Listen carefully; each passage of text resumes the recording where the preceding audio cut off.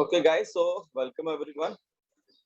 Question bank चालू केलेला आहोत आपण. क्वेश्चन बँक त्याच्यामध्ये बघा मॅथ्स पार्ट 2 ची क्वेश्चन बँक आपल्याकडे आलेली आहे आपल्या शिक्षण विभागाकडून.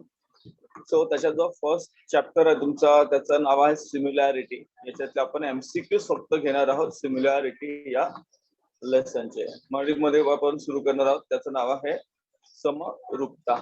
बरोबर, लक्ष द्यायचं. आपण अशा पद्धतीने तयारी करतो की समजा उद्या एखादी एक्झाम झाली जरी तरी सुद्धा आपण त्यामध्ये मागे पडायला नको. क्वेश्चन नंबर पहिला आपला आहे.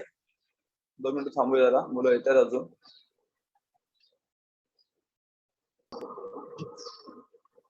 सो क्वेश्चन नंबर 1 आपला आहे एमसीक्यू चा. बघा, if triangle ABC is similar to triangle PQR, AB upon PQ is 3/4 or 3:4, then what is the ratio of area of triangle ABC to the ratio to the area of triangle PQR? So we know very well that जर दोन त्रिकोण तुमचे similar असतील, if the two triangles are similar, then the ratio of their areas is equal to the ratio of squares of their corresponding sides. Ratio of areas of ratio of square of square of the ratio of corresponding sides. So 3 square 9, 4 square 16. So option number B. Option number B is your answer. सोपा आहे, लक्ष द्यायचं सगळ्यांनी. Option number B. Which of the following is not a test of similarity? Similarity test कोणती नाहीये. आपण already test पाहिलेला आहे. SSS, yes, ही टेस्ट आहे. AAA टेस्ट आहे. Side angle side, yes, it is also a test. Aditya has come. Now, SAA, side angle angle. This is not the test, guys. ही test आहे का? नाहीये. Therefore, your option answer is C. तुम्हाला विचारलं not म्हणून answer किती आलं? C आलं याचं आन्सर. ठीक आहे.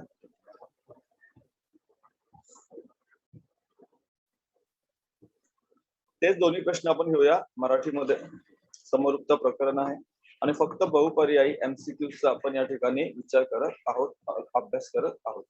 नेटवर्क जात असेल पटापट जॉईन करा, मी इथे लगेच तुम्हाला जॉईन करून घेतो. चला स्टार्ट करूया.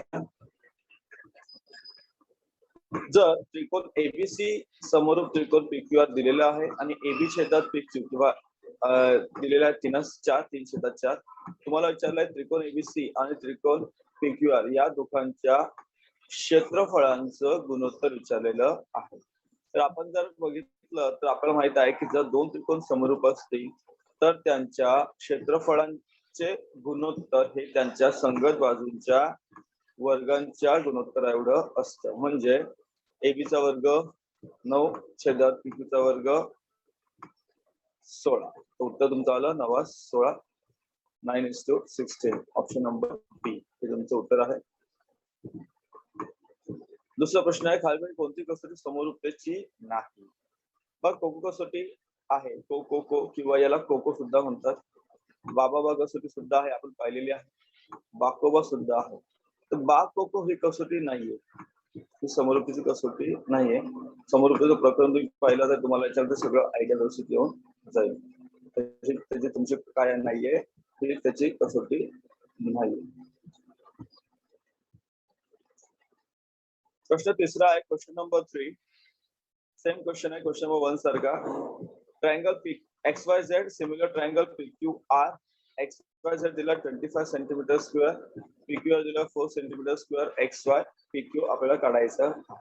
सो हियर आता काय करायचं, स्क्वेअर रूट काढावं लागेल आपल्याला. That means area of triangle XYZ upon area of triangle PQR is equal to काय येणार, XY square plus upon PQ square. ना तुम्हाला व्हॅल्यू दिलेली आहेत. Areas are given to you. So 25/4. नाव काय करायचं तुम्हाला, स्क्वेअर रूट काढायचं. 25/4 is equal to x square upon pq square. Now square root kara, so your answer is xy upon pq is equal to किती आहे ना सांगा मला. इथे सोपा आहे 5/2 5:2. So option number C 5:2 option number C. The ratios of the two similar triangle दिले 9:25. Digest is the ratio of their corresponding sides. Similar same question आहे. इथे पण स्क्वेअर रूट काढायचा आहे. So the answer is 3:5. Answer is 3:5 the ratio of their corresponding sides. Option number B. Same question बघा. पहिला, तिसरा, चौथा. The same questions. तेच प्रश्न घेऊया मराठीमध्ये. जर त्रिकोण XYZ आणि त्रिकोण PQR हे समरूप आहेत, त्रिकोणाची एरिया दिलेली आहे, क्षेत्रफळ दिलेलं आहे. XYZ चे क्षेत्रफळ आहे 25 सौ सेमी, PQR चा 4. तर XY आणि PQ चा रेशो मला काढायचा आहे, गुणोत्तर काढायचं आहे. यांचं गुणोत्तर काय येणार, यांचं वर्गमूळ म्हणजे पहिल्याचं वर्गमूळ आलं 5, दुसऱ्याचं वर्गमूळ आलं 2, उत्तर आलं 5/2. Option number C. Same question आहे चौथा. दोन समरूप त्रिकोणांच्या क्षेत्राचे गुणोत्तर दिलेलं आहे 9/25. तर संगत बाजूचे गुणोत्तर किती असणार, त्याचं वर्गमूळ काढायचं 3. 9चं वर्गमूळ 3, 3/5. ऑप्शन नंबर आला डी. ऑप्शन नंबर काय आपला डी हे आपलं उत्तर झालेलं आहे.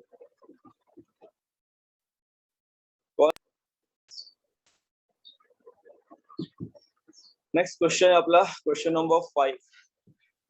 ABC triangle ABC similar triangle DEF. Angle A is 45, E is 35. What is angle B? Right? What is the measure of angle B? Now, if we see here, जर आपण बघितलं, A is equal to D, B is equal to E, and C is equal to F. एक लक्षात तुम्हाला माहिती असेल. If the two triangles are similar, then the measure of their angle is similar, is congruent. So angle A is equal to angle D and angle B. Angle B हा काय तुमचा, angle B बरोबर angle E. So what is asked? You are asked about B. B किती आहे? So B is E, that is 35. So option number B. समजलं? समजून सांगितलेलं आहे तुम्हाला, लक्ष द्या परत. So angle B is equal to angle E and that is 35. इथे सोडवायचं काही करत बसायचं नाही आपल्याला, जस्ट आपलं लॉजिक लावायचं आहे. ट्रायंगल सिमिलर असल्यामुळे बाजू सारखे नसतात, तर the sides are not congruent but the angles are congruent. So A is equal to D, B is equal to E and C is equal to F. So your answer is 35. Question number 6. Segment DE parallel segment BC. This segment DE is parallel to segment BC. Now here you are going to apply basic proportionality theorem. काय वापरायचं आपल्याला इथे, basic proportionality theorem वापरायचा आहे. Basic proportionality theorem BPT. Now if we consider here, तर तुम्हाला कळेल that AD upon DB is equal to AE upon EC. AD upon DB is equal to AE upon EC. Option number 4. Option number 4 हे तुमचं उत्तर आलं. Option number 4 BPT, basic proportionality theorem. Yes guys, तोच प्रश्न घेऊया परत मराठीमध्ये. त्रिकोण ABC आणि त्रिकोण DEF समरूप दिले. येस, आणि ईचं माप दिलं 35. तर तुम्हाला विचारलं B चं माप किती, what is the measure of angle B. कोण B चं माप किती. आता समरूप असल्यामुळे त्यांची माप सारखी असतात. कोणाची, कोण सारखी असतात, कोणाची माप सारखी असतात. तर कोण A बरोबर D आणि B बरोबर E. आता ईचं माप दिलं 35, मग B चं माप किती असणार, साहजिकच B चं माप सुद्धा किती असणार, 35च असणार आहे. Therefore तुमचं उत्तर आलं क्वेश्चन नंबर 5 चं ऑप्शन नंबर बी 35.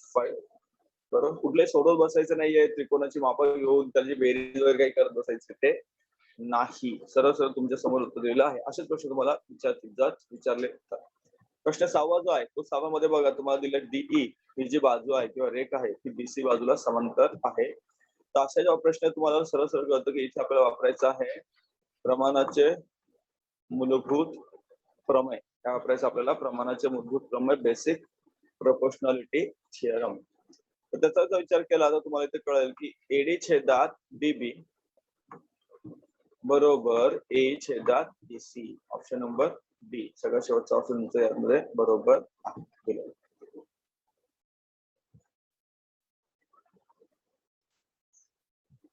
क्वेश्चन नंबर 7 एमसीक्यूज मधला आपला. If triangle XYZ similar triangle PQR and काय आहे तुम्हाला XY upon PQ नीट बघा XY upon PQ. तर आपण जर इथे मी ट्रायंगल ड्रॉ केला तर तुम्हाला पटकन कळेल. Here I draw the triangles. हे अंदाजे काढले त्याच्यामध्ये कुठलाही गडबड असं मापवर नाही. So if I say here X Y Z similar to triangle PQR, then what is given? XY upon PQ. This XY upon PQ, see, XY upon PQ is equal to YZ upon QR. YZ upon QR. हे sign actually congruence आहे. तुम्ही असं तुम्हाला दिलेले QR. So उरलं काय? What left? XZ, this one. XZ upon PR. XZ upon PR. ठीक आहे. कुठे आहे तुमचा option? XZ upon PR. XZ upon PR. So option number A. याला काय म्हणतो आपण? These are the ratio of corresponding sides. Ratio of corresponding sides. समजतं? Question number 8 बघा. If triangle ABC and triangle LMN are similar, A60. बघा मागे सांगितलं A जर 60 असेल तर L is also 60 guys. कारण का angle A, sorry, angle A is congruent to angle L. So A जर 60 असेल तर L is also 60. समजतं? Yes. So your option is what? Option number B.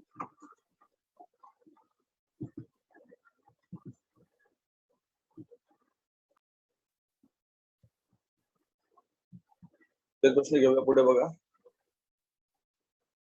त्रिकोण XYZ समोर त्रिकोण PQR असेल तर तुम्हाला संगत बाजूंचे गुणोत्तर, संगत बाजूंचे गुणोत्तर या ठिकाणी विचारलेलं आहे.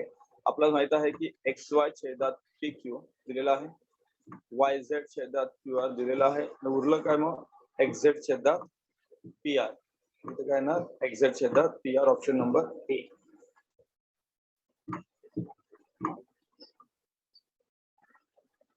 सिमिलरली जर क्वेश्चन नंबर बी 8 बघितला आपण, प्रश्न 8 तर यात काय दिलंय? एबीसी आणि एलिमेंट समरूप आहेत. ए दिलाय 60. ए जर 60 दिला तर विचारलेला आहे एल किती. तर ए आणि एल सारखेच असणारे त्रिकोण किती मोठा किंवा छोटा असू द्या. तो तुमचं उत्तर आलं ऑप्शन नंबर बी 60. दोन्ही त्रिकोण कसे कोण कसे असणार? सारखे असणार. ऑप्शन नंबर बी तुमचं ए चं उत्तर आहे 60. तर एल सुद्धा मिळाला 60. 60. Question number 9.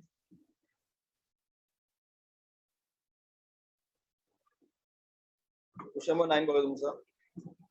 In triangle DEF and XYZ, DE upon XY is equal to EF upon YZ. Angle E and angle Y are congruent, then digest test. So which test guys forget? E and Y. DE XY. Yes, कोणी सांगा मला कोणती taste असेल? And EF is equal to YZ. So tell me guys which test it is. So side angle side. कोणती taste आली इथे? Side angle side. SAS test. So these two triangles are similar by SAS test. कोणती taste आली? SAS test. कोण doubt असेल तर please विचारायचं guys. तो प्रश्न आहे पुढे आपल्याला. घेऊया आपण प्रश्न क्रमांक 9. डीएफ आणि एक्स वाय झेड यामध्ये जर दिलं त्यांनी की डीई छेदात एक्स वाय आणि ईएफ छेदात वाय झेड.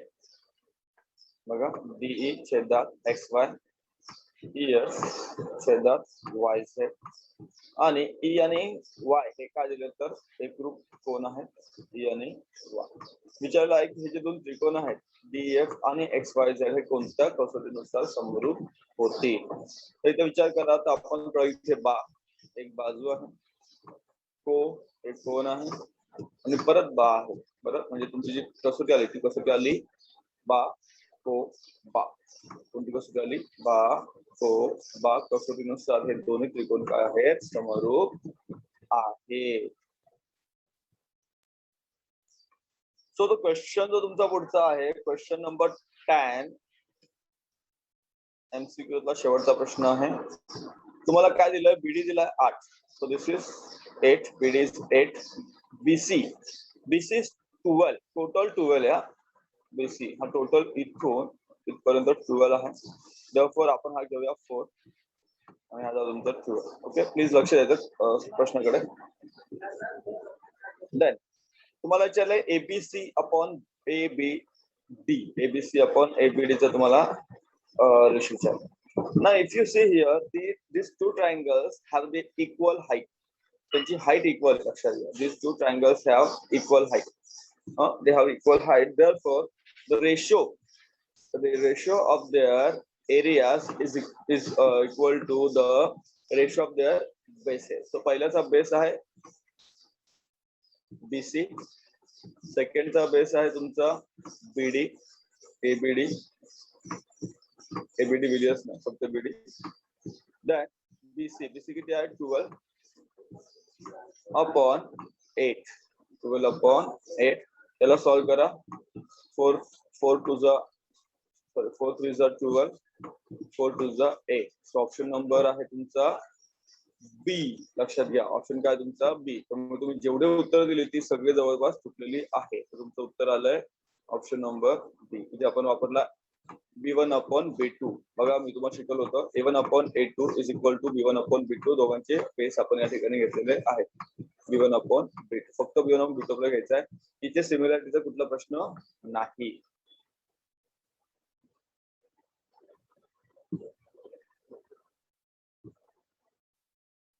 क्वेश्चन सी नाहीये बाळा, बघ ना, आता मी सोडून दाखवलं समोर.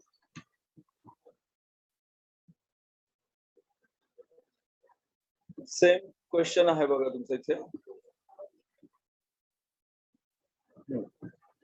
सेम क्वेश्चन तुमचा परत सांगतो. तर प्रश्न असा आहे की तुम्हाला दोन त्रिकोण दिलेले आहेत एबीसी आणि एबीडी. एबीसी आणि एबीडी या त्रिकोणात तुम्हाला बीडी दिलाय 8, बीसी दिलाय 12 आणि तुम्हाला हे जे दोन त्रिकोण आहेत त्रिकोणाची उंची सारखी आहे. तर उंची सारखी असल्यामुळे त्रिकोणांचे क्षेत्रफळांचे गुणोत्तर तुम्हाला मिळेल पायांच्या संगत पायांच्या गुणोत्तर एवढं. तर पहिल्या त्रिकोणाचा पाया आहे एबीसीचा बीसी, दुसऱ्या त्रिकोणाचा पाया एबीडी, एबीडीचा पाया आहे बीडी. 12/8 उत्तर आलं 4. 4 ने भागला व्हायचा 4 3 12, 4 2 8. उत्तर आलं 3 2.